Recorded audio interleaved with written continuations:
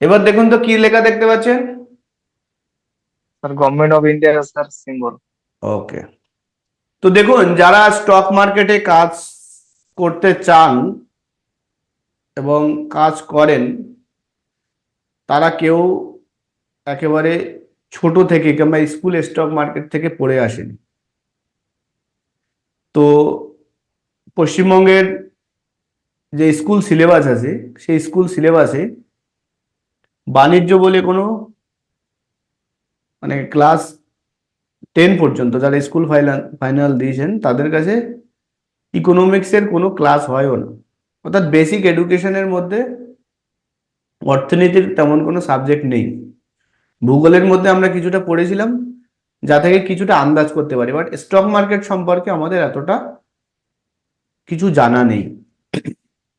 তো আমরা প্রথম দিনই আপনাদেরকে বোঝাতে চেয়েছিলাম এবং গতকালকেও আপনাদেরকে বলেছি যে স্টক মার্কেটে বেশিরভাগ লোকই যারা আসেন তারা ভাবেন যে এটা একটা জুয়া খেলার জায়গা, এখানে প্রফিট হয় আর লস হয় তারা ইউজ করেন। এখানে বলে আজকে আমি 500 টাকা হেরে গেছি আর নইলে আমি 1000 টাকা জিতেছি।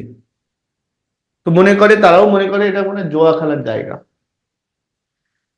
তো তাদের জ্ঞাতার্থে এবং যারা 2012 সালের আগে যাদের জ্ঞান বুদ্ধি হয়েছে তাদের কাছে কিছু অভিজ্ঞতা আছে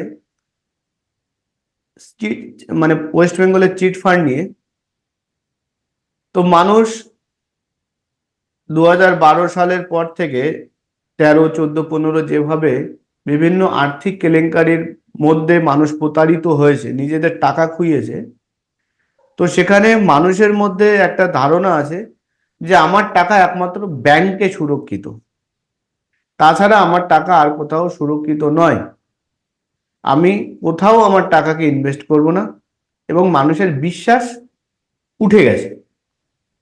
তো এই সমস্ত কারণে আজকের যে বিষয় সেটা হলো স্টক মার্কেট কতটা লিগাল কতটা ইললিগাল, এটা একটা বিজনেস নাকি এটা একটা জোয়ার আসর। এখানে আপনি ব্যবসা করছেন মানে আপনি জোয়ারে হচ্ছেন নাকি আপনি একজন ট্রেডার হচ্ছেন, বিজনেসম্যান হচ্ছেন, সেগুলো আপনাকে কিছুটা জানার দরকার আছে। এবং এটাও জানার দরকার আছে যে শেয়ার মার্কেটকে কারা রেগুলেট করে। তো এই মুহূর্তে আপনার সামনে যে সিম্বলটা দেখতে পাচ্ছেন সেটা হলো ভারতবর্ষের সরকারি সিম্বল অশোক চক্র, এবং এটা সরকারি জায়গাতে একমাত্র প্রয়োগ হয়। সত্যমেব জয়তে, যার ট্যাগলাইন অর্থাৎ সর্বদা সত্যের জয়, এটা হলো ভারত সরকারের সিম্বল অর্থাৎ গভর্নমেন্ট অফ ইন্ডিয়া। এই গভর্নমেন্ট অফ ইন্ডিয়ার অনেকগুলো মিনিস্ট্রি আছে। অনেকগুলো মিনিস্ট্রির মধ্যে আপনাদের যাদের যাদের আনমিউট করা আছে কেউ নাম বলতে পারবেন? একটা একটা করে মিনিস্ট্রির নাম বলতে পারবেন কেউ? যদি কেউ বলতে পারেন তাহলে একটু হ্যান্ড রাইজ করবেন। কারোর যদি কোনো মিনিস্ট্রির নাম মাথায় আসে বলুন। প্রসেনজিৎ বাসু, প্রসেনজিৎ বাসু। হ্যাঁ স্যার। একটা মিনিস্ট্রির নাম বলুন, একটা মন্ত্রকের নাম বলুন। অর্থমন্ত্রী। হ্যাঁ হ্যাঁ বলুন। নিত্যানন্দ মন্ডল, একটা মন্ত্রকের নাম বলুন। স্যার মন্ত্র বলতে স্যার আমি জিনিসটা স্যার এটা বলতাম না সঠিকটা কি স্যার। মন্ত্রক মানে অনেকগুলো মিনিস্ট্রি আছে, যেমন ধরুন রেল মিনিস্ট্রি। আর একটা মন্ত্রকের আচ্ছা, নাম বলুন। নূর ইসলাম অর্থনীতি। বলুন। অর্থ অর্থমন্ত্রী, তাই তো? আচ্ছা। Vivo V2312 বলুন, একটা মন্ত্রকের নাম বলুন। Defence ministry. ডিফেন্স মিনিস্ট্রি, কে জানেন defence minister? Shaktikanta something. Rajnath Singh. ও মিনিস্টার, সরি। হুম। Official Thank you. জ্যাকি, নিজের নাম লিখবেন, এই সমস্ত নাম দেবেন না। অফিসিয়াল জ্যাকি, বলুন একটা মন্ত্রকের নাম বলুন।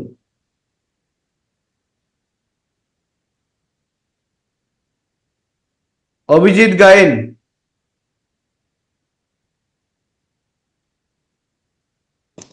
হ্যালো বলুন। স্যার, কয়লা মন্ত্রী। কয়লা মন্ত্রী। বরুণ ভৌমিক, মানে কোল মিনিস্টার। বরুণ ভৌমিক একটা নাম বলুন। Hello, information technology.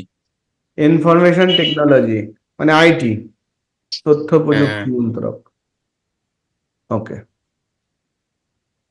তো এরকম অনেকগুলো মিনিস্ট্রি আছে, যেমন হোম মিনিস্ট্রি আছে, এডুকেশন মিনিস্ট্রি আছে, তারপর বললো রেল মিনিস্ট্রি আছে, কেউ জাহাজ মন্ত্রী, কেউ নারী ও শিশু কল্যাণ মন্ত্রী। এগুলো এক একটা পার্ট আছে গভর্নমেন্টের, এক একটা মন্ত্রণালয় আছে। তো এখানে গভর্নমেন্ট অফ ইন্ডিয়ার একটা বড় মন্ত্রকের মধ্যে একটা মন্ত্রণালয় হলো মিনিস্ট্রি অফ ফিনান্স, যিনি প্রথমে বলেছিলেন অর্থমন্ত্রী। ভারতবর্ষের অর্থমন্ত্রীর নাম কি? স্যার অরুণ জেটলি। সে তো মানে স্বর্গবাস করছেন, আচ্ছা আচ্ছা, ছিল একসময় স্যার। ছিলেন। নির্মলা সীতারামন সামথিং। নির্মলা সীতারামন, তাই তো? ভারতবর্ষের হ্যাঁ। অর্থমন্ত্রীর নাম নির্মলা সীতারামন। এই মিনিস্ট্রি অফ ফিনান্সের আন্ডারে অনেকগুলো রেগুলেটরি আছে, অর্থাৎ অনেকগুলো দপ্তর আছে।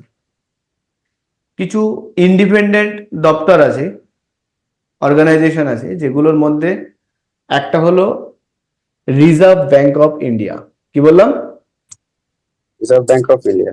RBI, reserve bank of India. তো রিজার্ভ ব্যাংক অফ ইন্ডিয়ার আন্ডারে ভারতবর্ষের যত রেজিস্টার ব্যাংক আছে, বিদেশি ব্যাংক যেগুলো ভারতবর্ষে ব্যবসা করছে, কিংবা ভারতবর্ষের যত ব্যাংক আছে, তো কাউকে লিখতে হবে না। এর পিডিএফ গুলো আপনারা পেয়ে যাবেন, এর পিডিএফ ফাইল পাবেন, কারণ লিখতে গেলে আপনাদের কনসেন্ট্রেট ওই দিকে চলে যাবে। ঠিক আছে? এগুলো সবই পিডিএফ পেয়ে যাবেন, আপনাদের লেখার দরকার নেই, শুধু শুনুন আর বুঝুন মনের মধ্যে। ঠিক আছে? তো রিজার্ভ ব্যাংক অফ ইন্ডিয়ার কাজ হলো যত ব্যাংক আছে সেগুলোকে রেগুলেট করা। যত পোস্ট অফিসের আর্থিক লেনদেন হয়, পোস্ট অফিসে শুধু তো আমরা তো চিঠি আদান প্রদান হতে আর দেখি না, পোস্ট অফিসে আমরা আর্থিক লেনদেনও দেখি। এখন পোস্ট অফিসের এটিএম কাউন্টারও আছে। তো সেগুলো reserve bank of India regulate করে। আর সাথে সাথে এলআইসি, এই এলআইসির লোগোটা আপনারা চেনেন, এটা হলো ভারত সরকারের নিজস্ব লাইফ ইন্স্যুরেন্স কর্পোরেশন, অর্থাৎ ভারত সরকারের মালিকানাধীন একটা ইন্স্যুরেন্স কোম্পানি এলআইসি। এই তিনটে সংস্থাকে রেগুলেট করে হলো RBI, reserve bank of India. ঠিক আছে? এলআইসি রুলস রেগুলেশন সব আইআরডি এর মানে রুলস রেগুলেশন মানে, বাট এর যে পলিসি মেকিং হয় সেটা আরবিআই সেই পলিসি মেকিং করে। তো সেকেন্ড আসি আমরা মিনিস্ট্রি অফ কর্পোরেট অ্যাফেয়ার্স, যেটা হলো মিনিস্ট্রি অফ ফিনান্সের আন্ডারে, অর্থাৎ বিত্ত মন্ত্রণালয়ের আন্ডারে, অর্থাৎ অর্থমন্ত্রীর আন্ডারে। সেটা হলো ministry of corporate affairs. Ministry of corporate অ্যাফেয়ার্সকে এক কথা এমসিএ বলা হয়। তো এমসিএ এর কাজ হলো ভারতবর্ষে যত কোম্পানি, অর্থাৎ রেজিস্টার্ড কোম্পানি হবে, সেগুলোকে দেখাশুনো করার দায়িত্ব হলো মিনিস্ট্রি অফ কর্পোরেট অ্যাফেয়ার্স। এর প্রত্যেকটা রিজিওনাল অফিস যেখানে যেখানে আছে, সেই অফিসগুলোকে আমরা অনেক সময় আরওসি অফিসও বলি, অর্থাৎ রেজিস্টার অফ কোম্পানিজ, আরওসির অফিসগুলো আমরা বলি। যেমন কলকাতার নিজাম প্যালেসে আরওসির অফিস আছে। তো এটাও মিনিস্টার অফ ফিনান্সের আন্ডারে, মিনিস্ট্রি অফ কর্পোরেট অ্যাফেয়ার্স। এর কাজ হলো সমস্ত কোম্পানিকে রেগুলেট করা। এবার আসি আমরা সেবি। সেবির ফুল ফর্ম হলো ভারতীয় প্রতিভূতি और বিনিময় board, securities and exchange board of India. সেবির ফুল ফর্ম কি? সেবির উপরেরটা হলো পুরনো লোগো আর নিচেরটা হলো নতুন লোগো। সেবির ফুল ফর্ম হলো securities and exchange board of India. ঠিক আছে, এই সেবির কাজ হলো শেয়ার মার্কেট অর্থাৎ স্টক মার্কেটটাকে রেগুলেট করা। সেবির কাজ, কেউ দাগ দেবেন না, স্ক্রিনে কেউ দাগ দেবেন না, দেখতে থাকুন, বুঝতে পারবেন সব। তো স্টক মার্কেটটাকে রেগুলেট করে কারা? SEBI, security exchange board of India, যেটা আমাদের বিষয়।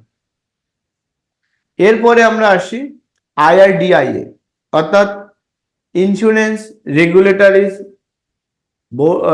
Development authority. আইতে ইন্স্যুরেন্স, আরতে রেগুলেটরি, ডিতে ডেভেলপমেন্ট, এতে অথরিটি, আর আই ফর ইন্ডিয়া। এর কাজ হলো যত ইন্স্যুরেন্স কোম্পানি আছে, এই যে যিনি রাউন্ড শেপ বানাচ্ছেন একটু মাতব্বারি বন্ধ করুন।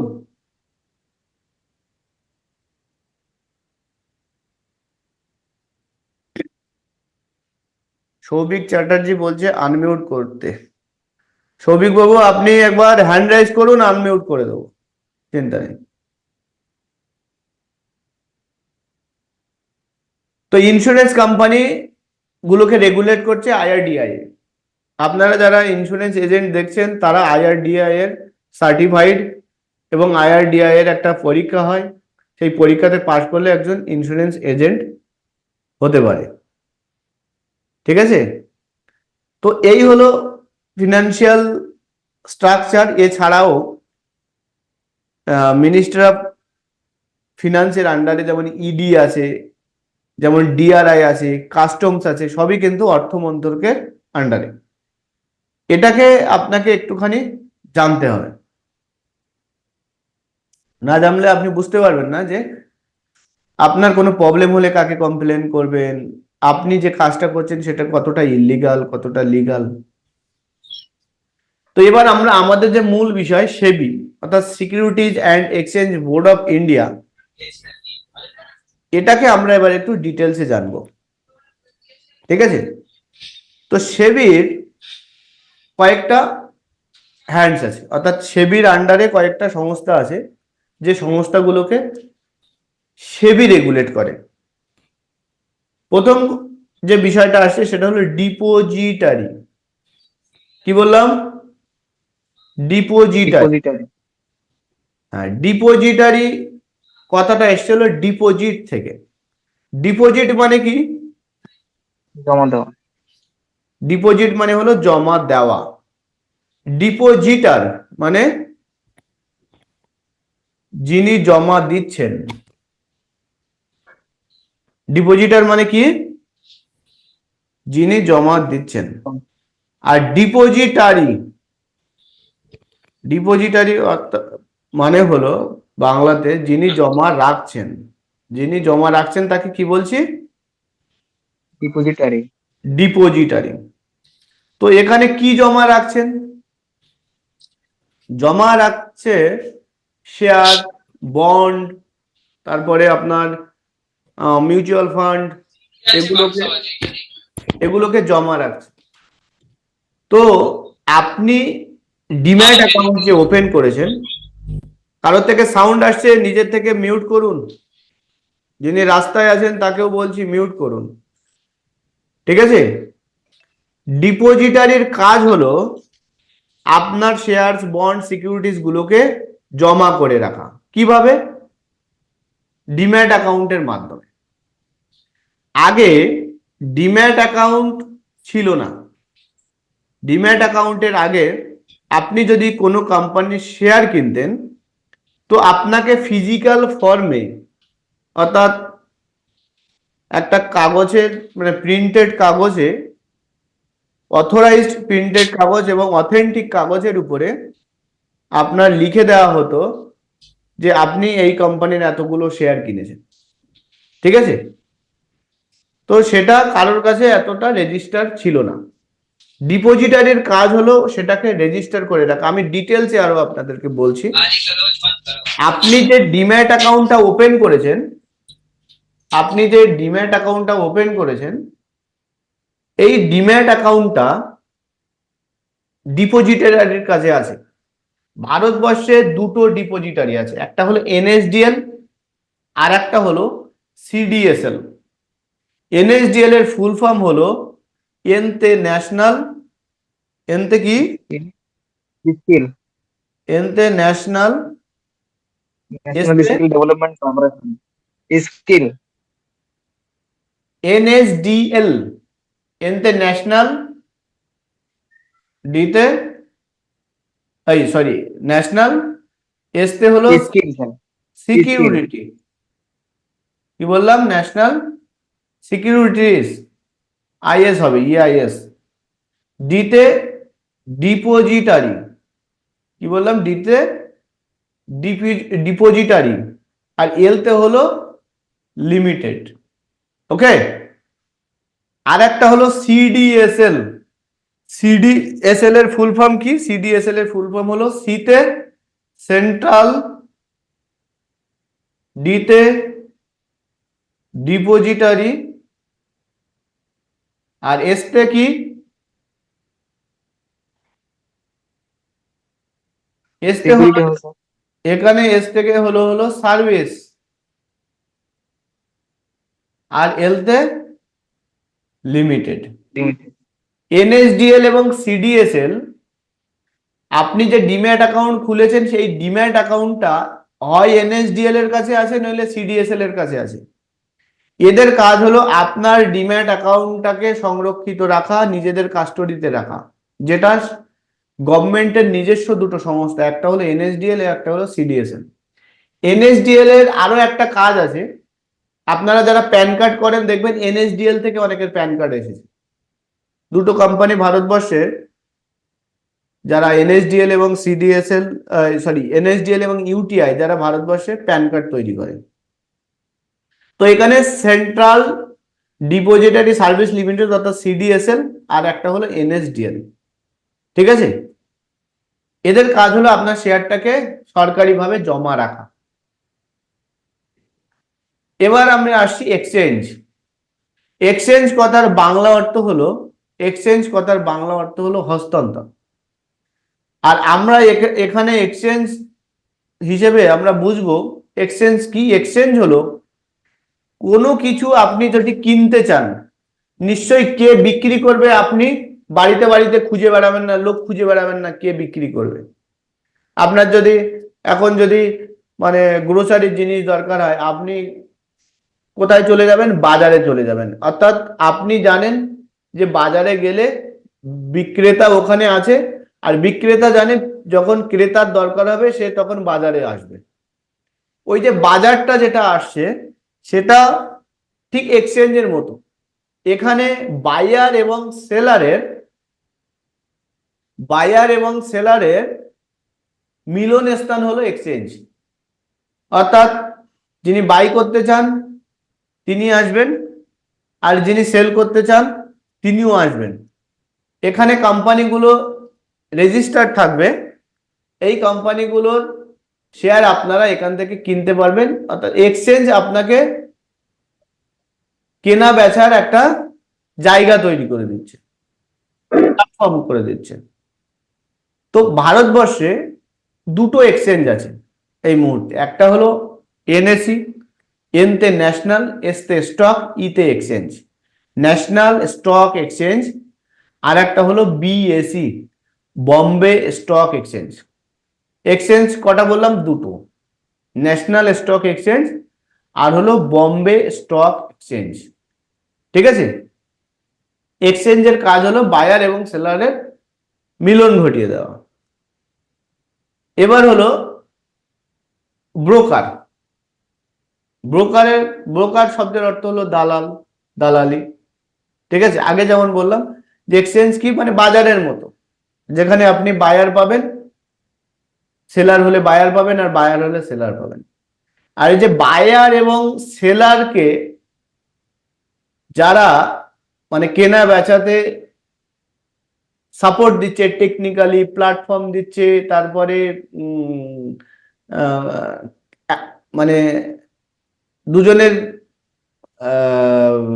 যে কেনা বেচা হচ্ছে তার যে মাধ্যম, সেই মাধ্যম হলো ব্রোকার অর্থাৎ দালাল।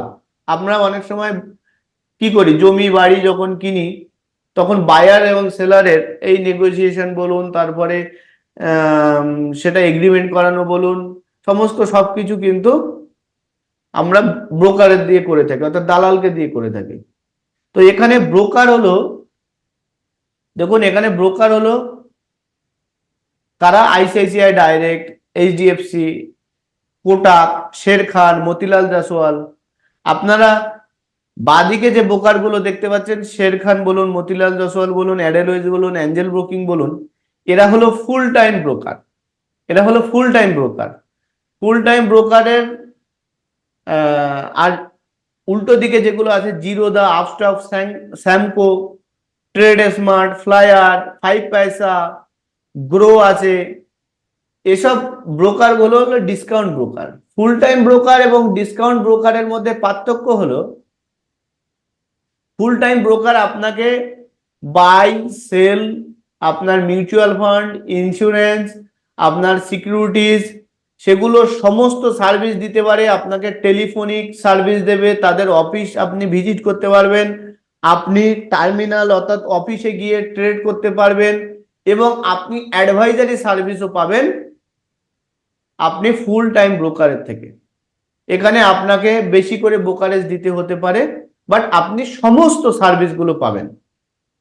আর এখানে ব্রোকার, ডিসকাউন্ট ব্রোকার যেগুলো শুধুমাত্র আপনাকে একটা ট্রেডিং প্ল্যাটফর্ম দেবে এবং কম পয়সায় আপনাকে বাই সেল করাবে, কোনো অ্যাডভাইজারি সার্ভিস দিতে পারবে না, শুধুমাত্র বাই সেল করাতেই পারবে, কোনো অ্যাডভাইজারি সার্ভিস দিতে পারবে না। এটা হলো ব্রোকারের কাজ।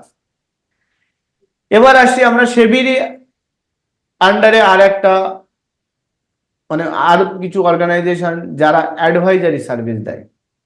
তাদের কাজ হলো আপনি কি কিনবেন, কি বেচবেন, কখন কিনবেন, কখন বেচবেন, এগুলো সম্পর্কে আপনাকে পরামর্শ দেওয়া, অ্যাডভাইস দেওয়া।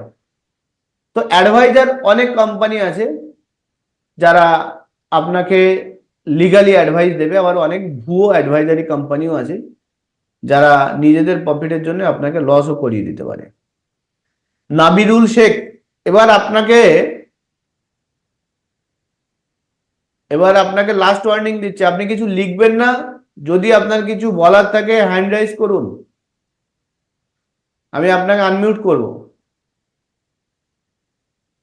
তো এই হলো অ্যাডভাইজারি, যারা হলো আপনাকে কোন শেয়ার কিনছেন, কোন শেয়ার বেচছেন সেটা অ্যাডভাইস দেয়া। ঠিক আছে, এবার আমরা আপনাদেরকে দেখুন তিনটে জিনিস দেখাচ্ছি। কি কি বলুন তো, তিনটে জিনিস কি দেখতে পাচ্ছেন আপনারা এই মুহূর্তে ডিসপ্লেতে? স্যার একটা একটা লকার, আর একটা মানি ব্যাগ। মানি পার্স বা ওয়ালেট, তাই তো? আর একটা টাকার থলি। হ্যাঁ, আর একটা থলি। তো এখানে তিনটে জিনিস, যেটা বলার আগে আপনাদেরকে একটা জিনিস আমি বলি। আপনারা যখন ডিম্যাট অ্যাকাউন্ট খুলেছেন তখন আপনাদের থেকে একটা অ্যাকাউন্ট নেওয়া হয়েছে, সেটা কি? ব্যাংক অ্যাকাউন্ট, তাই তো? একটা অ্যাকাউন্ট নেওয়া হয়েছে, সেটা হলো আপনার ব্যাংক অ্যাকাউন্ট। অনেকে ভেবেছিলেন যে ব্যাংক অ্যাকাউন্ট ছাড়াও মনে হয় ডিম্যাট অ্যাকাউন্ট খোলা যায়, বাট ব্যাংক অ্যাকাউন্ট ছাড়া ডিম্যাট অ্যাকাউন্ট খোলা যায় না। ডিম্যাট অ্যাকাউন্ট যে কথা আপনাদেরকে বলছিলাম, যে ডিম্যাট কথাটা এসছে হলো ডিম্যাটেরিয়াল থেকে। ম্যাটেরিয়াল মানে কি? ম্যাটেরিয়াল মানে বস্তু, যেটাকে আপনি হাতে ধরতে পারবেন, তাই তো? মানে ফিজিক্যাল আচ্ছা। প্রপস যেটা। তো ডিম্যাট এসছে হলো ডিম্যাটেরিয়াল থেকে। ডি কথার অর্থ হলো, আপনি যেমন মোটিভেশনালকে ডিমোটিভেশনাল বলেন, অ্যাক্টিভ ডিঅ্যাক্টিভ বলেন কিনা। আচ্ছা। তো ম্যাটেরিয়াল অর্থাৎ বস্তু, ডিম্যাটেরিয়াল মানে কোনো বস্তু নয়, ডিজিটালাইজ। আগে যে কথা বলছিলাম যে ডিম্যাট অ্যাকাউন্ট হওয়ার আগে ফিজিক্যাল ফর্মে শেয়ার সার্টিফিকেট দেওয়া হতো, ফিজিক্যাল ফর্মে লিখে দেওয়া হতো এই কোম্পানির এতগুলো শেয়ার আপনি কিনেছেন। এই ফিজিক্যাল ফর্মে চলতে চলতে কিছু প্রবলেম ফেস করা গেল, গভর্নমেন্ট দেখলো কিছু প্রবলেম হচ্ছে। কি কি প্রবলেম? প্রথম কথা, একটা ফিজিক্যাল ফর্ম বহুদিন ধরে রাখতে গেলে আপনার চুরি হতে পারে, কিনা। হ্যাঁ তাতে স্যার। কারোর নাম লেখা নেই, অর্থাৎ যার কাছে থাকবে সেই শেয়ারটা সেটা তার, হ্যাঁ। নষ্ট হয়ে যেতে পারে। মানে কোনো রকমে বন্যাতে বলুন, কোনো রকমে আপনার ইঁদুরে কেটে নিতে পারে, কিনা, হ্যাঁ স্যার। নষ্ট হতে পারে। আবার ডাকাতি হতে পারে। আবার সব থেকে বড় জিনিস, সেটাও কিন্তু নকলও হতে পারে, কারণ 2000 টাকা ভারতবর্ষের সব থেকে বড় কারেন্সি ছিল, তাই সেটা নকল হতো। আর যদি কারো 10 লাখ টাকা শেয়ার থাকে, তা সেটাও তো নকল হতে পারে। হ্যাঁ স্যার। তো এই সমস্ত বিষয়গুলোকে চেঞ্জ করার জন্য, মানে সমস্যার সমাধান করার জন্য একটা সংস্থাকে প্রথমে দায়িত্ব দিল, এনএসডিএল, যে তাদের কাজ হলো কোন শেয়ার কারা কিনছে, কোন কোম্পানির শেয়ার, তার একটা ডিজিটালি রেকর্ড রাখতে। ডিজিটালি রেকর্ড রাখার জন্য যে অ্যাকাউন্ট তৈরি হলো, যে খাতা তৈরি হলো, সেটাই হলো ডিম্যাট খাতা কিংবা ডিম্যাট অ্যাকাউন্ট। ওকে, এই ডিম্যাট অ্যাকাউন্টে কিন্তু কোনো রকমের টাকা থাকবে না। এই ডিম্যাট অ্যাকাউন্টে কোনো রকমের টাকা থাকবে না, থাকবে হলো বন্ড, সিকিউরিটিজ, তারপর মিউচুয়াল ফান্ড, এসআইপি, হ্যাঁ, এগুলো আপনার ওই ডিম্যাট অ্যাকাউন্টে থাকবে। এখানে আপনি যে তিনটে জিনিস দেখতে পাচ্ছেন, আমরা যারা ব্যবসা করি, অর্থাৎ ব্যবসা মানে বিজনেস, আর মানে ট্রেডিং মানে হলো বাণিজ্য। বিজনেস মানে যে কোনো বিজনেস আপনি করতে পারেন, সার্ভিস দিতে পারেন, গুডস প্রোভাইড করতে পারেন। আর ট্রেডিং বিজনেসটা হলো আপনি শুধুমাত্র কেনা বেচা করছেন, কোনো একটা জিনিস কোথাও থেকে কিনছেন, কোনো একটা জিনিস কোথাও গিয়ে বিক্রি করছেন, সেটাকে ট্রেডিং বলা হয়। ঠিক আছে, কেনা বেচা, অর্থাৎ যার বাংলা অর্থ হলো বাণিজ্য, কিনছি বেচছি। ঠিক আছে, এই যে কেনা বেচা করছেন, এই যে কি সিস্টেমের মধ্যে করছেন, আপনার বাড়িতে ধরো 50,000 টাকা আছে, আপনি ব্যবসা করতে যাচ্ছেন বাজারে, তো বাড়িতে যে লকারে 50,000 টাকা আছে, আপনি কি লকারটা নিয়ে গিয়ে আপনি কি বাজারে নিয়ে যাবেন লকারটা সাথে করে? না স্যার। বাজারে নেবেন না। ঠিক আছে, আপনি কি করবেন, লকার থেকে কিছু টাকা আপনার মানি ব্যাগে রাখবেন, তাই তো? মানি ব্যাগ নিয়ে এবার বাজারে চলে যাবেন। এবার বাজার থেকে যে জিনিসটা আপনি কিনছেন অন্য জায়গায় বিক্রি করবেন বলে, সেই জিনিসটাকে আপনি মানি ব্যাগে রাখবেন, নাকি কোনো একটা পাত্রে রাখবেন, কোনো একটা থলিতে রাখবেন? থলিতে রাখবো অবশ্যই। নিশ্চয়ই যেটা কিনছেন সেটাকে আপনি থলিতে রাখবেন। আবার যখন অন্যত্র গিয়ে সেটাকে তো বিক্রি করছেন, যে টাকাটা আসছে, সেই টাকাটা আপনি আবার থলিতে রাখবেন না মানি ব্যাগে রাখবেন? মানি ব্যাগে রাখবো স্যার। মানি ব্যাগে রাখবেন। আবার যখন বাড়ি আসবেন, মানি ব্যাগ থেকে টাকাটা সিকিউর রাখার জন্য আপনি আপনার বাড়ির লকারে রাখবেন, হ্যাঁ কি না? হ্যাঁ স্যার। তো এখানে দেখুন, এখানে আপনার লকার বলতে ব্যাংক অ্যাকাউন্টকে বোঝানো হয়েছে। লকার বলতে আপনার ব্যাংক অ্যাকাউন্টকে বোঝানো হয়েছে। সেখানে আপনার 1 কোটি টাকাও থাকতে পারে, 10 কোটি টাকাও থাকতে পারে। বুঝতে পারছেন? এবার হ্যাঁ স্যার। এই ব্যাংক থেকে আপনি যতটা টাকার কেনা বেচা করবেন, শেয়ার মার্কেটে কেনা বেচা করবেন, সেই টাকাটা আপনি নেবেন আপনার ট্রেডিং অ্যাকাউন্টে। কোথায় নেবেন? Trading account. অর্থাৎ কেনা বেচার অ্যাকাউন্টে। এবার যখন আপনি কেনা বেচা করবেন, যে শেয়ারটা কিনলেন, বন্ডটা কিনলেন, সেটা কিন্তু আপনার ট্রেডিং অ্যাকাউন্টে জমা হবে না, সেটা জমা হবে কোথায়? আপনার থলিতে, অর্থাৎ ব্যাগে, অর্থাৎ ডিম্যাট অ্যাকাউন্টে। বুঝতে পারছেন? এবার যখন আপনি ট্রেডিং অ্যাকাউন্ট থেকে মানে কেনা বেচা করছেন, তখন আপনার টাকাটাকে রুলিং হয়ে আবার ব্যাংক অ্যাকাউন্টে আসছে। দেখুন, প্রথমে এখান থেকে অ্যারো দিয়ে বোঝানোর চেষ্টা করেছি যে প্রথমে ব্যাংক অ্যাকাউন্ট থেকে যাচ্ছে কোথায়? ব্যাংক অ্যাকাউন্ট থেকে যাচ্ছে ট্রেডিং অ্যাকাউন্টে। ধরুন আপনি 50,000 টাকা আপনার ব্যাংক অ্যাকাউন্টে আছে। এই 50,000 টাকাতে ধরুন আপনি 10,000 টাকা ট্রেডিং অ্যাকাউন্টে নিলেন।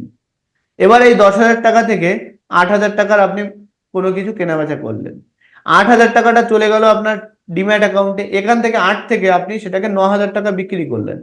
তাহলে আপনার অ্যাকাউন্টে, ট্রেডিং অ্যাকাউন্টে আগে 2,000 টাকা পড়েছিল, 10,000 টাকা থেকে 8 বেরিয়ে গেল যখন, তাই তো? আবার 9,000 টাকা এসে আপনার অ্যাকাউন্টে ঢুকলো, অর্থাৎ আপনার অ্যাকাউন্ট হয়ে গেল 11,000 টাকা, অর্থাৎ 1,000 টাকা প্রফিট। এবার ট্রেডিং অ্যাকাউন্ট থেকে আপনি ট্রান্সফার করে নিলেন ব্যাংক অ্যাকাউন্টে। ওকে, ব্যাংক অ্যাকাউন্টে যখন অ্যাকাউন্ট এখানে যখন 50,000 ছিল, 10,000 বের করলেন, তখন হয়ে গেল 40,000। 40,000 আবার 11,000 তখন ঢুকিয়ে দিলেন, তখন আবার 51,000 হয়ে গেল। বুঝতে পারছেন? তো এরকম রুলিং হচ্ছে টাকাটা। ব্যাংক অ্যাকাউন্ট থেকে ট্রেডিং অ্যাকাউন্ট, ট্রেডিং অ্যাকাউন্ট থেকে ডিম্যাট অ্যাকাউন্ট, ডিম্যাট অ্যাকাউন্ট থেকে আবার ট্রেডিং অ্যাকাউন্ট, ট্রেডিং অ্যাকাউন্ট থেকে আবার ব্যাংক অ্যাকাউন্ট। আপনি ব্যাংক অ্যাকাউন্টে আপনার যে টাকা আছে, ট্রেডিং অ্যাকাউন্টের ক্ষমতা নেই ব্যাংক অ্যাকাউন্ট থেকে আপনার টাকাকে ট্রান্সফার করা অটোমেটিকলি। আপনি যদি ট্রান্সফার করতে চান তাহলে একমাত্র ব্যাংক অ্যাকাউন্ট থেকে ট্রেডিং অ্যাকাউন্টে ট্রান্সফার করতে পারেন। আবার ট্রেডিং অ্যাকাউন্টে যদি আপনি ট্রান্সফার করেন তো আপনার ব্যাংক অ্যাকাউন্টে ঢুকে যাবে উইদিন 3 আওয়ার্স, 3 ঘন্টার মধ্যে। এই যে ট্রানজ্যাকশনটা হচ্ছে, এই ট্রানজ্যাকশনের জন্য কোনো রকমের এক্সট্রা চার্জ দিতে লাগে না। বুঝতে পারছেন? এবার আপনারা বলবেন, স্যার কোথায় আমি আমার ট্রেডিং অ্যাকাউন্ট দেখতে পাবো? ট্রেডিং অ্যাকাউন্ট হলো আপনি যে ইউজার আইডিটা পাচ্ছেন, আপনি যে অ্যাকাউন্ট খুলেছেন, ইউজার আইডিটা পাচ্ছেন, এই ইউজার আইডিটা হলো আপনার ট্রেডিং অ্যাকাউন্ট। ঠিক আছে? দেখবেন কারোর মোবাইল নাম্বার দিয়েও লগ ইন হয়ে যাচ্ছে, কারোর ইউজার আইডি চলে আসছে, ইউজার আইডি থেকে ট্রেডিং হয়ে যাচ্ছে। অনেকে বলছে সবাইকে ভিডিওটা মিউট করে রাখুন। সবাই দেখতে পাচ্ছে দাদা, চিন্তা নেই। এবার এখানে ট্রেডিং অ্যাকাউন্ট তো আপনারা দেখে নিলেন, কোথায় পাবেন সেটা আমি আরো বলে দিচ্ছি। এটা হলো আপনার ট্রেডিং অ্যাকাউন্ট। যখন অ্যাপ দেখাবো তখন আপনি আরো ভালো দেখতে পাবেন। এটা হলো আপনার ডিপিআইডি, অর্থাৎ ডিপোজিটারি পার্টিসিপেন্ট যে নাম্বারটা আছে 16 ডিজিটের, এই 16 ডিজিটের নাম্বারটা হলো আপনার ডিম্যাট অ্যাকাউন্ট নাম্বার। এই ডিম্যাট অ্যাকাউন্টটা আছে কোথায়? সিডিএসএল কিংবা এনএসডিএল এর কাছে। অর্থাৎ আপনি যা কিনবেন সেটা জমা হবে আপনার এখানে, এই অ্যাকাউন্ট নাম্বারে।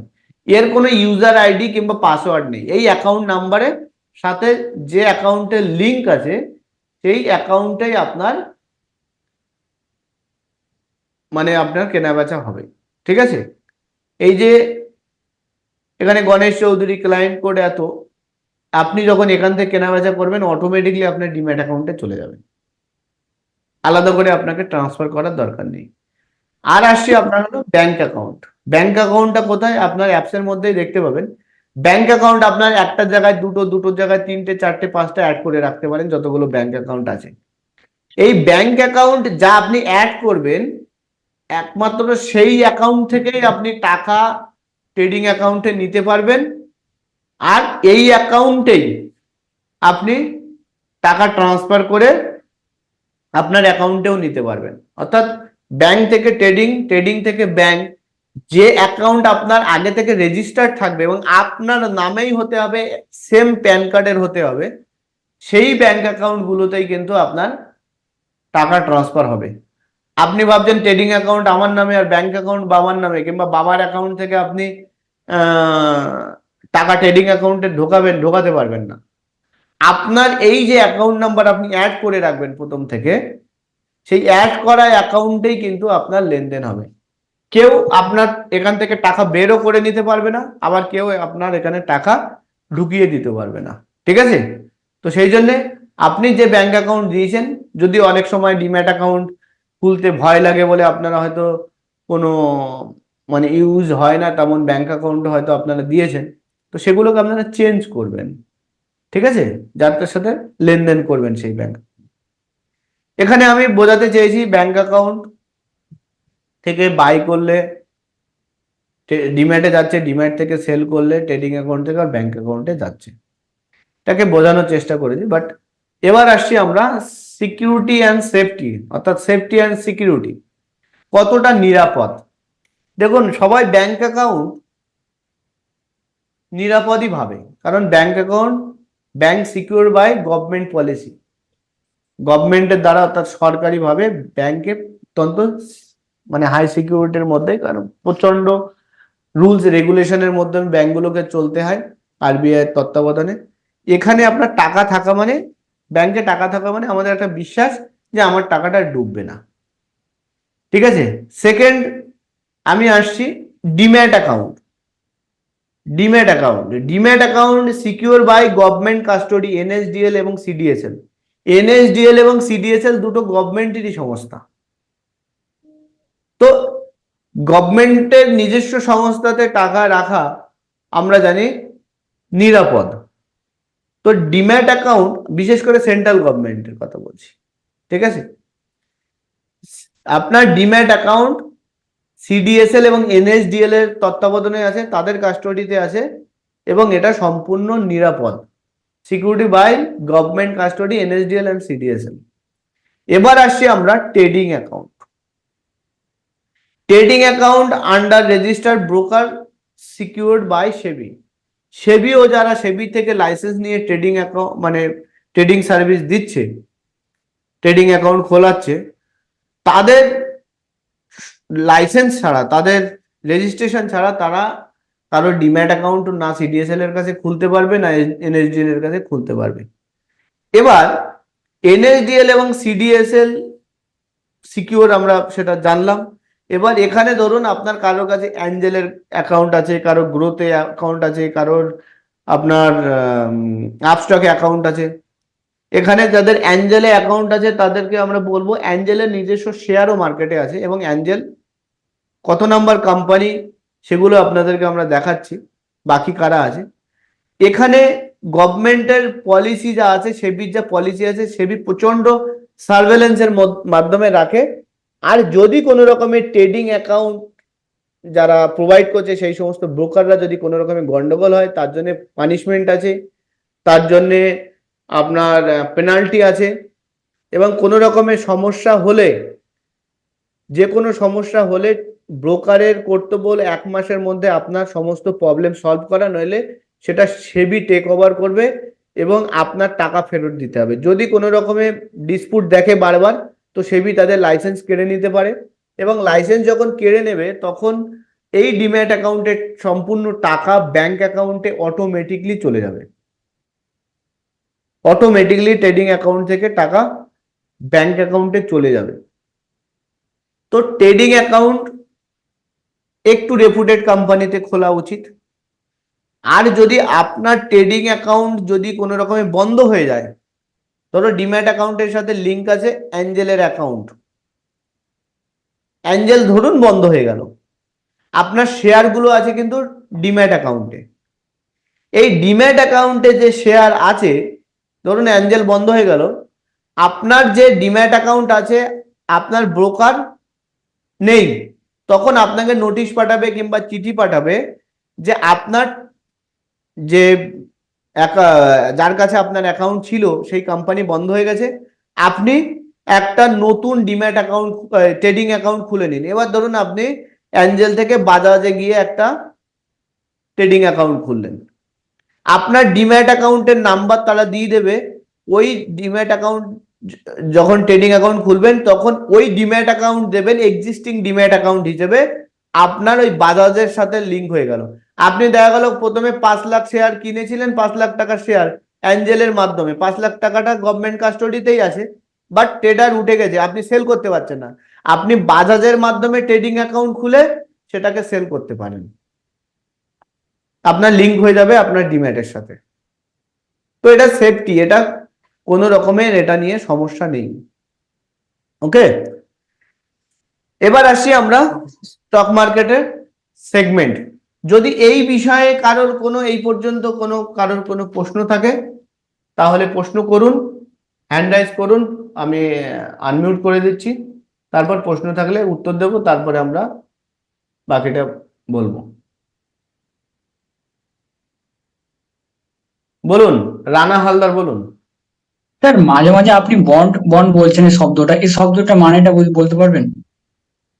বন্ড যখন আপনাদের পড়াবো, বন্ড বলছি, বন্ড এক ধরনের সিকিউরিটিজ, ঠিক আছে? গভর্নমেন্ট বন্ড হতে পারে, তারপর গোল্ডের উপর বন্ড হতে পারে, বন্ডের একটা আলাদা ক্লাস আছে, সেটা আপনাদেরকে যখন করাবো তখন আপনারা বুঝতে পারবেন। আজকে এখন যে কথাটা বলছি এগুলো বুঝতে পারছেন কিনা? বুঝতে পারছি। ওকে, অমিতাভ নাথ বলুন।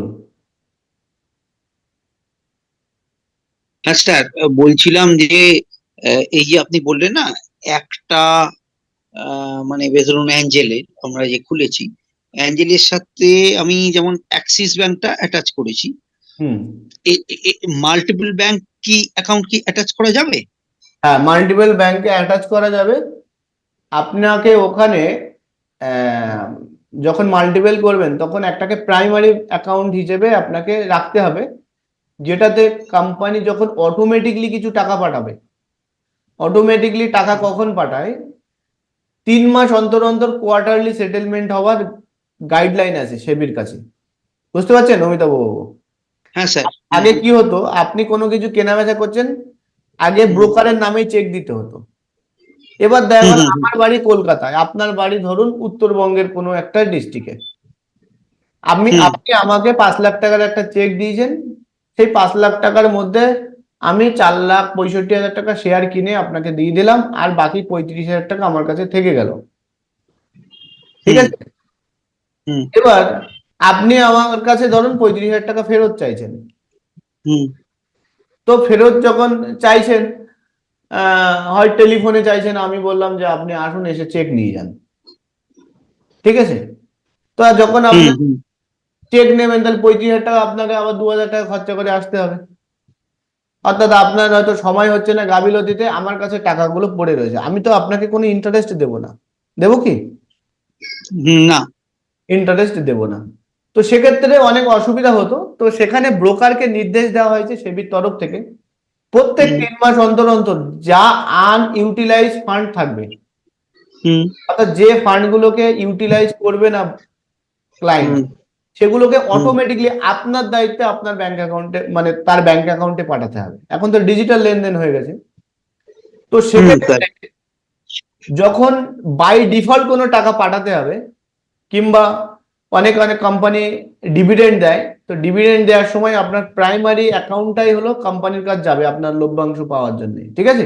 তো সেক্ষেত্রে আপনি একটাকে প্রাইমারি অ্যাকাউন্ট হিসেবে সিলেক্ট করবেন, বাকিটা এমনি নর্মাল অ্যাকাউন্ট দিতে পারেন। না, কোনো অ্যাকাউন্টে তো টাকা বেশি, কোনো অ্যাকাউন্টে টাকা কম থাকতে পারে, তো ওটা অটোমেটিক্যালি সিস্টেম কি করে চেক করবে যে না না না, আপনি যখন টাকাকে মানে কল করবেন যে আমি টাকা অ্যাড করব, তখন আপনার কাছে অ্যাকাউন্ট নাম্বার যেটা থাকবে আপনি সেটা সিলেক্ট করে সেখান থেকে করতে পারেন।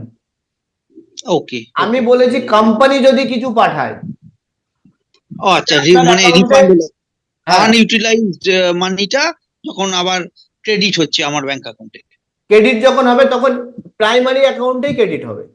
ওকে ওকে ওকে ওকে ওকে। আর অনেকের তো আবার একাধিক থাকে না ট্রেডিং অ্যাকাউন্ট, ধরুন অ্যাঞ্জেল আছে, জিরোদা আছে, আপনি মানে মেইনটেনেন্স দিয়ে যে কটা ডিম্যাট অ্যাকাউন্টই ওপেন করতে পারেন, আপনার অসুবিধা নেই, ঠিক আছে? আচ্ছা আচ্ছা। আবার একটা ডিম্যাটের সাথে দুটো ট্রেডিং অ্যাকাউন্ট লিংক করতে পারেন, তাতেও কোনো অসুবিধা নেই। আচ্ছা আচ্ছা আচ্ছা স্যার, ঠিক আছে? হ্যাঁ হ্যাঁ হ্যাঁ, okay, thank you sir, thank you. আর প্রীতম, প্রীতম। হ্যাঁ স্যার, বলছিলাম ধরুন আমার গ্রোথেও একটা খুলেছি আর এঞ্জেলও খুলেছি, তাহলে আমার দুটো ডিমেট আইডি হয়েছে। হুম, হ্যাঁ, দুটো। ওটা কি একটা করা যায়?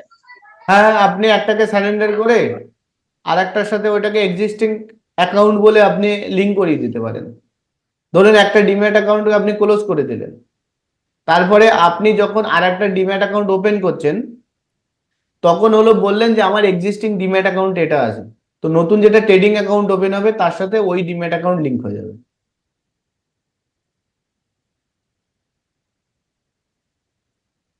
বুঝতে পারলেন কি বললাম?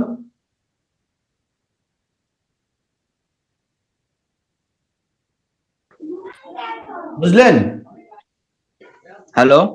হ্যাঁ, হ্যাঁ স্যার, হ্যালো স্যার, শুনতে পাচ্ছেন? হ্যাঁ শুনতে পাচ্ছি। আপনি বুঝেছেন কিনা তাই বলুন। না না, আমি ঠিক শুনতে পেলাম না, বলুন। আমি বলছি একটা ডিম্যাটের সাথে দুটো ট্রেডিং অ্যাকাউন্ট লিংক করতে পারেন, হ্যাঁ। ঠিক আছে? না, আমি বলছিলাম আমার দুটো ধরুন খোলা হয়ে গেছে, তাহলে কি করব? একটাতে ক্লোজ করে দিন। আচ্ছা আচ্ছা, ঠিক আছে। নাবিল, বলছেন স্যার, বলছি একটু ট্রেডিং অ্যাকাউন্টে একটু কথা এটা বলুন। এটা মানে ডিমেট অ্যাকাউন্টে বুঝতে পারলাম জমা রাখছে, আমার শেয়ারটা জমা থাকে। ট্রেডিং অ্যাকাউন্টটা ট্রেডিং অ্যাকাউন্টে যেখানে আপনার টাকাটা আপনি কল করছেন এবং ব্রোকারের কাছে যে অ্যাকাউন্টটা থাকছে, যেখানে টাকাটা হোল্ড হয়ে থাকছে, হোল্ড মানে আপনি ওই টাকাটা থেকেই কেনাবেচা করতে পারবেন। ডাইরেক্ট কেনাবেচার সময় আপনার ব্যাংক অ্যাকাউন্টের টাকাকে হিট করবে না, ব্যাংক অ্যাকাউন্ট থেকে ডাইরেক্ট কাটবে না। আপনি যখন ফোনপে, পেটিএম এর ফান্ড ইউটিলাইজ করেন তখন আপনাকে প্রথমে অ্যাকাউন্ট থেকে এই ওয়ালেটগুলোতে টাকা আগে কি করতে হয়, অ্যাড করতে হয় ফান্ড, তাই তো? হুম তো এখানেও সেই একইভাবে আপনাকে আগে অ্যাড করে নিতে হবে। আপনার ব্যাংক অ্যাকাউন্টে 50 লাখ থাকতে পারে, কিন্তু আপনি 2 লাখ টাকা ট্রেডিং অ্যাকাউন্টে রাখলেন। ওই 2 লাখ টাকাটা আপনি বারবার কেনাবেচা করছেন, ট্রেডিং অ্যাকাউন্ট থেকে ডিম্যাটে যাচ্ছে, ডিম্যাট থেকে ট্রেডিং এ আসছে, ট্রেডিং থেকে ডিম্যাট, ডিম্যাট থেকে ট্রেডিং। আর আপনার ব্যাংক অ্যাকাউন্টে দরকার নেই। ব্যাংক অ্যাকাউন্টে আপনি যখন উইথড্রল করবেন তখন আপনার ব্যাংক অ্যাকাউন্টে যাবে, সেই ব্যাংক অ্যাকাউন্ট থেকে আপনি এটিএম দিয়ে তুলতে পারবেন টাকা। ট্রেডিং অ্যাকাউন্ট থেকে না এটিএম দিয়ে টাকা তুলতে পারবেন, না ডিম্যাট অ্যাকাউন্টের এটিএম দিয়ে টাকা তুলতে পারবেন। ট্রেডিং অ্যাকাউন্টটা হলো আপনার কেনা বেচার অ্যাকাউন্ট, যে অ্যাকাউন্ট থেকে আপনি বাই সেল করবেন। বুঝতে পারছেন? হুম আপনি যখন ডিম্যাট অ্যাকাউন্ট ওপেন করেছেন সাথে সাথে আপনার একটা ট্রেডিং অ্যাকাউন্ট ওপেন করা হয়েছে, আলাদা করে ওপেন করতে হয় না। নেক্সট প্রশ্ন, বরুণ ভৌমিক, হ্যালো, বলুন। বলছি কেউ যদি দুটো অ্যাকাউন্ট খোলে, ধরুন একটা অ্যাঞ্জেল ওয়ান অ্যাকাউন্ট খুললো আর একটা গ্রোথ অ্যাকাউন্ট খুললো, তাহলে তার ডিম্যাট অ্যাকাউন্ট যেমন তৈরি হলো, সঙ্গে সঙ্গে একটা করে ট্রেডিং অ্যাকাউন্টও তৈরি হলো। হ্যাঁ, তাহলে এবার ধরুন সেই গ্রোথে অ্যাকাউন্টটা ক্লোজ করে দেবে, তাহলে ক্লোজ করে দিল, ক্লোজ করে দিলে কোন অ্যাকাউন্ট বন্ধ হচ্ছে? ট্রেডিং অ্যাকাউন্টটা বন্ধ হয়ে গেল নাকি ডিম্যাট অ্যাকাউন্টটা বন্ধ হলো গ্রোথে? যদি আপনার দুটো ডিম্যাট অ্যাকাউন্ট থাকে, যদি আপনার ধরুন আপনি গ্রোথে যখন ধরুন অ্যাঞ্জেলে প্রথমে আপনি অ্যাকাউন্ট খুললেন, তো বাই ডিফল্ট একটা ডিম্যাট অ্যাকাউন্ট ওপেন হয়ে গেল। একদম। সেকেন্ড আপনি গ্রোথে খুলতে যাচ্ছেন, তো হ্যাঁ। গ্রোথে যদি বলেন যে আমার অলরেডি একটা ডিম্যাট অ্যাকাউন্ট আছে, আপনি আমাকে হুম। এই এক্সিস্টিং ডিম্যাট অ্যাকাউন্টের এগেনস্টে একটা ট্রেডিং অ্যাকাউন্ট ওপেন করে দিন, তাহলে গ্রো কি করবে, আপনাকে একটা শুধু ট্রেডিং অ্যাকাউন্ট ওপেন করে দেবে, আপনার ডিম্যাট অ্যাকাউন্টটা সেম থাকবে। কিন্তু আপনি সেটা করলেন না, সেটা আপনার আবার একটা নতুন করে ডিম্যাট অ্যাকাউন্ট ওপেন করে নিলেন, অর্থাৎ আবার আপনার একটা ট্রেডিং অ্যাকাউন্ট ওপেন হলো, আবার একটা ডিম্যাট অ্যাকাউন্ট ওপেন হলো, ঠিক আছে? হ্যাঁ। এবার আপনি বলছেন যে একটা ক্লোজ করে দেবেন। যখন আপনি ক্লোজ করে দেবেন, যখন ডিম্যাট অ্যাকাউন্ট আপনি ট্রেডিং অ্যাকাউন্ট ক্লোজ করে দেবেন, সাথে সাথে ওরা আপনার ডিম্যাটটাও ক্লোজ করে দেবে, ওদের সাথে যে লিঙ্ক ডিম্যাট অ্যাকাউন্ট। আচ্ছা। আর যদি আপনি সিঙ্গেল ডিম্যাটে দুটো ট্রেডিং ব্যবহার করতেন, তাহলে ওরা ভাববে যে আমি তো এক্সিস্টিং ডিম্যাট অ্যাকাউন্ট পেয়েছিলাম, আমি তো একটা ডিম্যাট অ্যাকাউন্ট ওপেন করিনি। তো সেক্ষেত্রে আপনার ওই ডিম্যাট অ্যাকাউন্টটা কিন্তু মানে ক্লোজ হবে না, সিঙ্গেল ডিম্যাট অ্যাকাউন্টটাই থাকবে, যেটা শুধুমাত্র ট্রেডিং অ্যাকাউন্টটাই তখন ক্লোজ হয়ে যাবে গুরুর। ঠিক আছে? সিঙ্গেল ডিম্যাট অ্যাকাউন্ট হিসাবে দুটো জায়গাতেও অ্যাকাউন্ট খোলা যায় তার মানে। হ্যাঁ, যায়। আচ্ছা। ওকে। ভিভো V2312, দেখুন আমি বারবার বলছি আপনাদের মডেল নাম্বার লিখবেন না, রিনেম করুন, নাম লিখুন। কি নাম আপনার? কি নাম আপনার? Vivo V2312। কল্যাণ দত্ত বলছি স্যার, মচলন্দপুর থেকে। বলছি আচ্ছা, স্যার, ওই ডিম্যাট অ্যাকাউন্ট নাম্বারটা কিভাবে পাবো, কালেক্ট করবো কিভাবে ওটা? ডিম্যাট অ্যাকাউন্টের নাম্বার আপনার অ্যাপসের মধ্যেই পাবেন। আমি একটু আগেই আপনাদের আচ্ছা দেখালাম যে কোথায় পাবেন। আপনার প্রোফাইলে যাবেন, ডান দিকে আচ্ছা। তারপর দেখবেন DPID বলে লেখা আছে। যেদিন অ্যাপসটা দেখাবো ও, সেটা দেখিয়ে দিচ্ছি। ওই 16 ডিজিট ওই নাম্বারটা? হুম হুম, এখনই একবার আপনার ট্রেনিং শেষে দেখিয়ে দিচ্ছি। সবাই থাকবেন, ঠিক আছে, মোবাইলের সাথে লিংক করিয়ে Thank you. দেখিয়ে দিচ্ছি। Thank you sir. ওকে, আচ্ছা, আর একটা কোশ্চেন ছিল, ডিম্যাট অ্যাকাউন্টকে বা ট্রেডিং অ্যাকাউন্টকে যদি বন্ধ করতে হয় তার প্রসিডিওর কি আছে? এক একটা কোম্পানির এক এক রকমের প্রসিডিওর আছে। যেমন অ্যাঞ্জেলের ওখানে ক্লোজ ডিম্যাট অ্যাকাউন্ট বলে অপশন আছে। আর যদি আপনি ওই কোম্পানির ইমেল আইডি পান, আপনি যদি একটা মেল করে দেন যে please close my demat account and trading account, তো ওরা ক্লোজ করতে বাধ্য, 1 মাস ম্যাক্সিমাম টাইম। আমি জানবো কি করে যেটা বন্ধ হয়ে গেল? আপনার কাছে মেল আসবে, কনফার্মেশন মেল, আপনার রেজিস্টার মেল আইডিতে। আচ্ছা, আমি গ্রোতে করেছিলাম, ক্লোজ করে দিয়েছিলাম, কিন্তু এখনো পর্যন্ত কনফার্মেশন পাইনি। তো আদৌ ওরা যদি করেছে কিনা আপনার সেটাই কোনো বুঝতে রকমের পারছি যদি ডেবিট থাকে অ্যাকাউন্টে, তাহলে কিন্তু ক্লোজ হবে না। না। কোনো ট্রানজেকশন নেই, কোনো ট্রানজেকশন নেই। কোনো ট্রানজাকশনে দেখুন কোনো অ্যানুয়াল মেনটেনেন্স চার্জ ফার্জ লাগিয়ে রেখেছে কিনা। ঠিক আছে? ও আচ্ছা। তো নেক্সট আমরা আসি, নেক্সট হলো segment and timing. Segment and timing, এটা হলো স্টক মার্কেটের সেগমেন্ট। স্টক মার্কেট অর্থাৎ পুঁজি বাজার। স্টক মার্কেটের বাংলা অর্থ কি? পুঁজি বাজার। এর মেনলি 3টে সেগমেন্ট আছে। একটা হলো শেয়ার বাজার অর্থাৎ শেয়ার মার্কেট, যেটা হলো গুডস অ্যান্ড, একটা প্রশ্ন এসছে, বড় প্রশ্ন, অক্ষয় চৌধুরী, আউটসাইডে আছি তাই আনমিউট হতে পারছি না। আমার কোশ্চেন, ডিম্যাট অ্যাকাউন্টের জন্য কোনো রকম মেনটেনেন্স চার্জ দিতে হয় কিনা? হ্যাঁ, মেনটেনেন্স চার্জ দিতে হয়। কোনো কোনো কোম্পানি মেনটেনেন্স চার্জ ফ্রি রাখেন। নাজিবুল শেখ বলুন। নাজিবুল শেখ, নাবিরুল শেখ, সরি, বলুন। আপনি বারবার স্যার লিখছেন, বলুন। হ্যাঁ স্যার, বলছিলাম আমাকে কে আনমিউট করা হচ্ছে না কেন স্যার? বারবার তো আমি আপনাকেই বলছি। আপনাকে আনমিউট করা হচ্ছে না, আপনি ওই স্ক্রিনে দাগ দিচ্ছেন বলে। হ্যাঁ, সেই কারণে আমি তো আপনাকে জানাতে পারছি না আচ্ছা, বলুন। স্যার। বলছি যে আমার তো আপনার এর আগে আমি আপনার কাছে অনেক ট্রেনিং করেছি হুম, আগের ব্যাচে। তো বলুন না। তবে আমার অ্যাকাউন্ট খোলা আছে, কিন্তু অ্যাকাউন্ট মাঝে মধ্যেই লগ আউট হয়ে যায়। আচ্ছা, প্রবলেমটা অন্তর কি? অন্তর লগ আউট হয়ে যায়। হ্যাঁ হ্যাঁ হ্যাঁ, কিছুদিন অন্তর অন্তর লগ আউট হয়ে যায়। ওটা হলো সিকিউরিটি পারপাস, হয় সবারই হয়, আপনার শুধু একা হয় না। লগ আর আউট স্যার হবে। বলছিলাম যে বলুন। প্রত্যেকের কি হয়? প্রত্যেকেরই হয়, ওটা সিকিউরিটি পারপাস হয়। অর্থাৎ আপনার অ্যাকাউন্টটা আপনি যে ব্যবহার করছেন, ঠিক আছে, সেটার হ্যাঁ হ্যাঁ অথেন্টিকেশনের জন্য ওটিপি আসে। ওই ওটিপি যখন আপনি আবার না দেবেন, তখন আপনি আর লগ ইন করতে পারবেন না। হ্যাঁ। আর বলছিলাম যে আমার যখন অ্যাকাউন্টটা খোলা হয় তখন আমার অ্যাকাউন্ট দেওয়া হয়নি।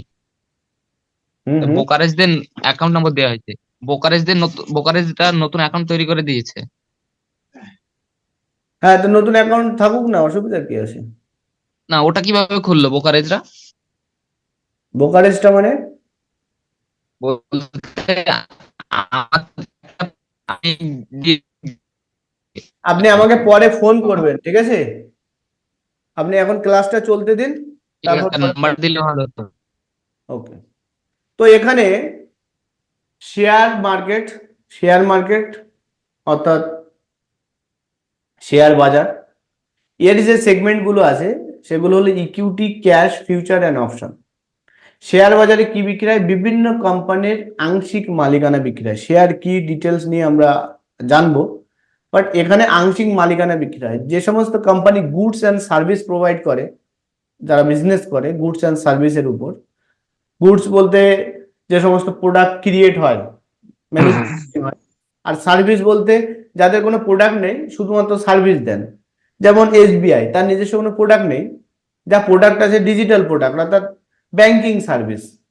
এখন যদি আপনি এয়ারটেল দেখেন, তো এয়ারটেলের ক্যামেরা আছে, আবার এয়ারটেলের কানেকশন আছে। যদি আইটিসি দেখেন, তাদের হোটেল আছে, আবার আইটিসির খাতাও আছে। এগুলো গুডস অ্যান্ড সার্ভিস দুটোই দিচ্ছে। আবার কিছু কিছু কোম্পানি আছে যেমন জোম্যাটো কিছু আপনাকে মানে ম্যানুফ্যাকচারিং করছে না, শুধু সার্ভিস দিচ্ছে। এই যে আমরা উবের, ওলা ব্যবহার করি, এটা সার্ভিস দিচ্ছে, এগুলো হলো সার্ভিস কোম্পানি। তো এই ধরনের কোম্পানি যারা আছে তাদের শেয়ার অর্থাৎ আংশিক মালিকানা মার্কেটে বিক্রি হচ্ছে, সেটা হলো শেয়ার বাজার। এই শেয়ার বাজারের যে সেগমেন্টগুলো আছে মেইনলি ইকুইটি সেগমেন্ট। ইকুইটির মধ্যে আছে cash, future and option. Cash মানে একদম পাতি, যেটা আমরা কেনা বেচা করি, যেমন আমাদের গ্রামে যেমন ভুসিমালের ব্যবসা করে, কিংবা আপনারা জেনারেলি যে ট্রেডিংটা আপনারা দেখেন, তো সেগুলো হলো ক্যাশ মার্কেটের স্টক, ঠিক আছে? আর একটা বিষয় এখানে আছে যেমন ফিউচার আর অপশন, এটাকে একসাথে ডেরিভেটিভস বলা হয়। এটা খুবই মানে কমপ্লিকেটেড সাবজেক্ট। এটা নিয়ে আমরা নেক্সট তো আলোচনা করব। অনেকে আছেন যারা শুনেছেন অপশন এবং ফিউচারের নাম। আর এবার আসছি আমরা কমোডিটি। কমোডিটি প্রোডাক্ট হলো যে প্রোডাক্টগুলো প্রকৃতি থেকে আসে, অর্থাৎ প্রকৃতিজাত প্রোডাক্ট। যে প্রোডাক্টগুলো মানুষ তৈরি করতে পারে না, প্রকৃতির উপর নির্ভরশীল হয়, সেই প্রোডাক্টগুলো হলো কমোডিটি প্রোডাক্ট, ঠিক আছে? কি সেগুলো? ধরুন রূপো, সোনা, তারপর ক্রুড অয়েল, এগুলো হলো কমোডিটি প্রোডাক্ট। এখানে আলোচনা করছি এই কমোডিটি প্রোডাক্ট যে এক্সচেঞ্জে কেনা বেচা হয়, সেই এক্সচেঞ্জ হলো ভারতবর্ষের দুটো। একটা হলো MCX, multi commodity exchange, MCX multi commodity exchange. এখানে মেটাল অ্যান্ড এনার্জি ট্রেড হয়, ঠিক আছে? মেটাল অ্যান্ড এনার্জি, মেটাল মানে কি ধাতু, আর এনার্জি মানে হলো শক্তি। তো এনার্জি কাদের মধ্যে আসে? যেমন ক্রুড অয়েল, তারপর heating oil, natural gas, gasoline, এগুলো হলো এনার্জি তৈরি করে, শক্তি উৎপাদন করে। তো এগুলো এই কমোডিটি মার্কেটে কেনাবেচা হয়। মেটালের মধ্যে আছে যেমন গোল্ড আছে, সিলভার আছে, প্লাটিনাম আছে, কপার আছে, লিড আছে, এগুলো কমোডিটি মার্কেটে কেনাবেচা হয়। আর আসছি লাইভ স্টক, মানে লাইভ কিছু প্রোডাক্ট, যেমন জীবিত কিছু জিনিস, এবং এগ্রিকালচারের যে বিষয়গুলো আছে সেগুলো এনসিডিএক্স এ কেনাবেচা হয়। এনসিডিএক্স এর ফুল ফর্ম হলো national commodity and derivative exchange. National সিতে কমোডিটি, ডিতে ডেরিভেটিভ, ইএক্স তে হলো এক্সচেঞ্জ। এখানে লাইভ স্টক অ্যান্ড মিট বলতে আমরা যেমন লেন হগ, তারপর পর্ক মানে শুয়োর, তারপর আপনার জ্যান্ত গরু, ছাগল, ঠিক আছে? এগুলো আমাদের মানে এগুলো আমাদের এই এনসিডিএক্স এই কেনাবেচা হয়। এছাড়া যে সমস্ত মিট, মাংস, বিভিন্ন ধরনের মাংস, সেটাও এনসিডিএক্স এর এক্সচেঞ্জে কেনাবেচা হয়। এগ্রিকালচার থেকে যেগুলো আসছে, যেগুলো জুট, কর্ন, সোয়াবিন, গম, রাইস, কোকো, কফি, সুগার কেন অর্থাৎ আখ যেটাকে বলছি, সেগুলো কিন্তু এগ্রিকালচারের মধ্যে আসে। এগুলো কিন্তু এনসিডিএক্স এর তেই কেনাবেচা হয়, ঠিক আছে? তৃতীয় হলো কারেন্সি। কারেন্সি কথার অর্থ হলো মুদ্রা। এখানে কারেন্সি শুনেই কেউ ক্রিপ্টো কারেন্সি মনে করবেন না। ক্রিপ্টো কারেন্সি কিন্তু এই কারেন্সি মার্কেটে কেনাবেচা হয় না। ক্রিপ্টো কারেন্সি হলো এক ধরনের আনফাউন্ডেড কারেন্সি, ক্রিপ্টোকারেন্সি হলো এক ধরনের আনফাউন্ডেড কারেন্সি, যে কারেন্সির কোনো লিগাল টেন্ডার নেই। লিগাল টেন্ডার বলতে কি, প্রত্যেকটা দেশ তার দেশে সাংবিধানিক একটা কারেন্সি আছে, যে কারেন্সি সেই দেশের লিগাল টেন্ডার অর্থাৎ বিনিময়ের একটা মাধ্যম হিসেবে স্বীকৃত, বিনিময়ের একটা মাধ্যম হিসেবে স্বীকৃত। আপনি যদি এখন বলেন যে আমি আপনাকে 10 কেজি চাল দেব, তার পরিবর্তে আপনি আমাকে একটা মানে অন্য কিছু ধরো দেবেন, 1 বস্তা আলু দেবেন, তো আমি তাতে রাজি হতে পারি, নাও হতে পারি। আপনি যদি বলেন যে আমি আপনাকে এখন আপনার থেকে আমি এখন 10 কেজি চাল নেবো, বাট আমি আপনাকে ক্রিপ্টো দেব, আপনি নাও নিতে পারেন, কিন্তু আপনি লাস্ট পর্যন্ত টাকা নিতে বাধ্য, মানে আপনাকে টাকা নিতেই হবে, ঠিক আছে? তো এই ধরনের মুদ্রা যেগুলো আছে, যেমন আমাদের দেশে লিগাল টেন্ডার আছে হলো রুপি, কোথাও আছে ইউরো আছে, কোথাও আবার পেনি আছে, কোথাও আবার বাংলাদেশের টাকা আছে, আবার কোথাও রিয়েল আছে, কোথাও আবার ডলার আছে, আবার ইউরোপিয়ান ডলার আছে, আমেরিকান ডলার আছে, ঠিক আছে? এগুলো কেনা বেচা হয় যে কারেন্সি মার্কেটে, অর্থাৎ লিগাল টেন্ডার যাদের আছে তাদের হলো এই কারেন্সি মার্কেট, ঠিক আছে? এটাকে ফরেক্সও বলা হয় অনেক সময়। তো এবার হলো টাইমিং। টাইমিংটা কি, কখন কোন মার্কেট খোলা আছে? শেয়ার মার্কেট, এখানে ভারতীয় বাজারে মানে শেয়ার মার্কেট ভারতীয় টাইম অনুযায়ী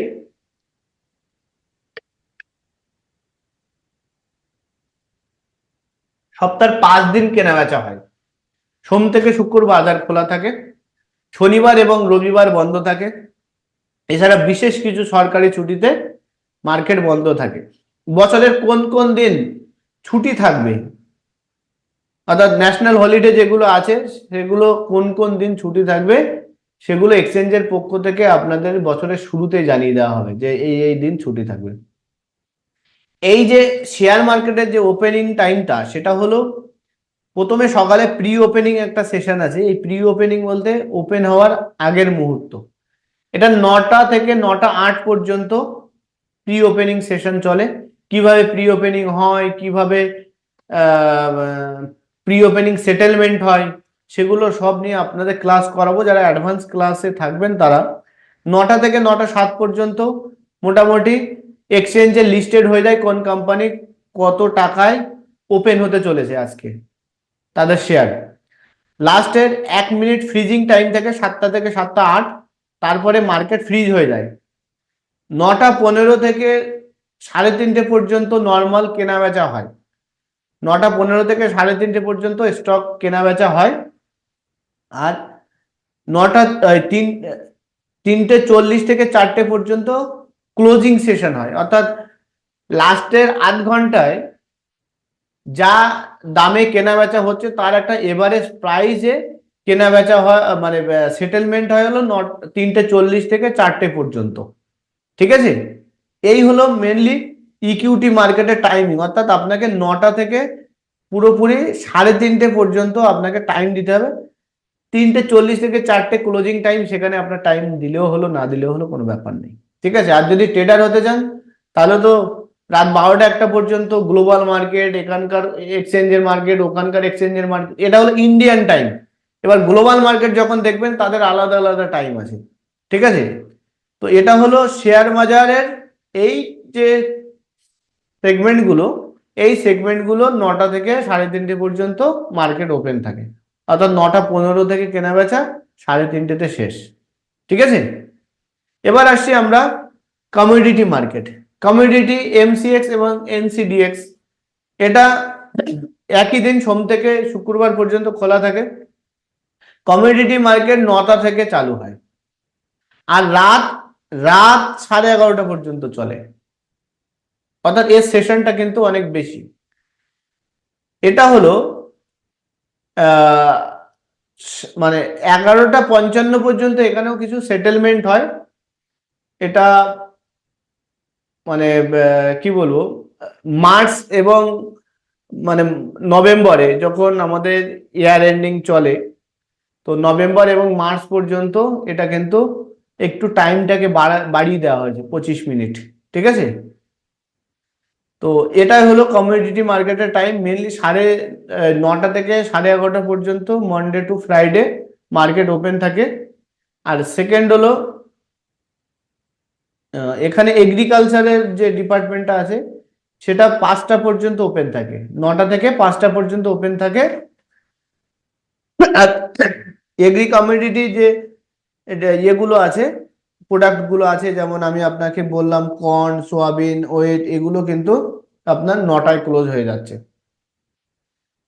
কার্পাস আর হলো আপনার কটন বাদ দিয়ে বাকিগুলো সব 9টায় ক্লোজ হয়ে যাচ্ছে, ঠিক আছে। কমোডিটি নিয়ে যখন আপনারা আরো বেশি টাইম দেবেন তখন রিয়েলি বুঝতে পারবেন কতক্ষণ কিভাবে টাইম হয়। এটা মেনলি এখানে প্রি ওপেনিং কিছু নেই, পোস্ট ক্লোজিং তেমনও কিছু নেই। আমরা শুধুমাত্র নভেম্বর এবং মার্চ পর্যন্ত আমরা দেখি যে 11:55 পর্যন্ত মার্কেট ওপেন থাকে, ঠিক আছে। এখানেও সেটা মেনশন করা আছে, পিডিএফ ফাইল দেব, আপনারা দেখে নেবেন। এবার আসছি currency market. Currency market Monday two Friday একেবারে সকাল 9টায় ওপেন হয়ে যাচ্ছে, কোনো প্রি ওপেনিং নেই। 9টা থেকে আপনি বাই সেল করতে পারবেন, 5:30টায় আপনার শেষ হয়ে যাচ্ছে। এরও কোনো ক্লোজিং এর কিছু নেই, যেখানে মার্কেট বন্ধ আবার সেখান থেকে মার্কেট প্রায় শুরু। ওকে, তো এটাই ছিল আজকে সেগমেন্টের বিষয়। যেগুলো আপনাদের প্রয়োজন সেগুলো হলো এই শেয়ার বাজার আর ইকুইটি, যার মধ্যে অপশন আছে, ফিউচার আছে, ক্যাশ আছে। তো যদি আর কারো কোনো প্রশ্ন থাকে জিজ্ঞাসা করুন। একজন জিজ্ঞেস করছে শেয়ার অ্যাঞ্জেল ওয়ানের মেনটেনেন্স চার্জ কত? আপনাদের জন্য ফ্রি আছে মেনটেনেন্স চার্জ।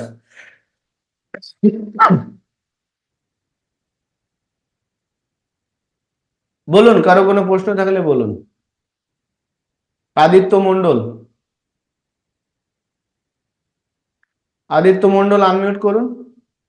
হ্যাঁ স্যার, বলছি স্যার এই লাইফ টাইম ফ্রি এটা চার্জটা? আমাদের থেকে যারা ডিম্যাট অ্যাকাউন্ট ওপেন করেছে তাদের তো লাইফ টাইম ফ্রি, হ্যাঁ আপনার মানে এই ইউআরএল দিয়ে মানে রেফারেল দিয়েই করেছি আপনাদের থেকেই। তাহলে life time free. Okay sir. বলুন নেক্সট।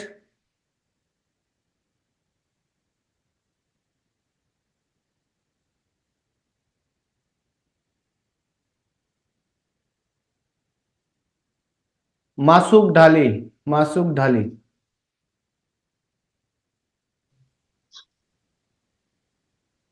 বলুন। এখন আর কিছু বলার নেই। ওকে, কৌশিক দা, কৌশিক পাজা, কৌশিক পাজা কিনা শুধু কৌশিক এসছে, বলুন। না, আপনার সাথে তো কথা বলেছি, বলছি কি বাইরে প্রশ্ন করবো এই প্রোগ্রামের ব্যাপারই শুধু। বলছি ওই আমাদের যে রোবো অর্ডারটা আমি করেছি, রোবো অর্ডারটা ঠিকঠাক মানে আমি ঠিক বুঝতে পারছি না। আপনি কালকে একবার মার্কেট আওয়ারে একবার ফোন করুন, আমি রোবো অর্ডার আপনাকে লাগিয়ে দিয়ে দিচ্ছি, ঠিক আছে। আচ্ছা ঠিক আছে। এসকে রাকিব, হ্যালো স্যার, আমি বলছিলাম যে কোনো যখন স্টক আমি বাই করছি সেটা যখন আমি সেল করে পরবর্তীকালে একটা চার্জ লাগে, সেটা কি আমাদের জন্য ফ্রি বলতে চাইছেন? না ওটা তো ব্রোকারের চার্জ, ওটা ফ্রি নয়। না, তাহলে ওটা কেমন কি কাটে? ব্রোকারেজ নিয়ে একটা ক্লাস আছে, সেদিন আপনারা বুঝতে পারবেন। এখন তো আপনাদের যেটা মাস্টার ব্রোকারেজ সেটা হলো 20 টাকা পার অর্ডার। যদি কেউ পার্সেন্টেজে করতে চান করতে পারেন, ওটা নিয়ে আলাদা ক্লাস আছে, বাট হ্যাঁ। আপনাদেরকে আর জানিয়ে বলুন। আর একটা কথা ছিল যে আমার একটা গ্রোথ অ্যাকাউন্ট করা আছে আর আমার অ্যাঞ্জেলো অ্যাকাউন্ট করা আছে, দুটো কি অ্যাকাউন্ট একসাথে চালানো যাবে না চালানো যাবে না? চালানো যাবে, অ্যাঞ্জেলেই চালান না, তাতে ব্রোকারেজ অ্যাঞ্জেলটা এখন দেখছি সুবিধা লাগছে, একটু ইজি লাগছে। ঠিক আছে, যখন দেখিয়ে দেবো আরো ইজি লাগবে, ঠিক আছে। হুম। ওকে, বলুন, আর কোনো প্রশ্ন থাকলে বলুন।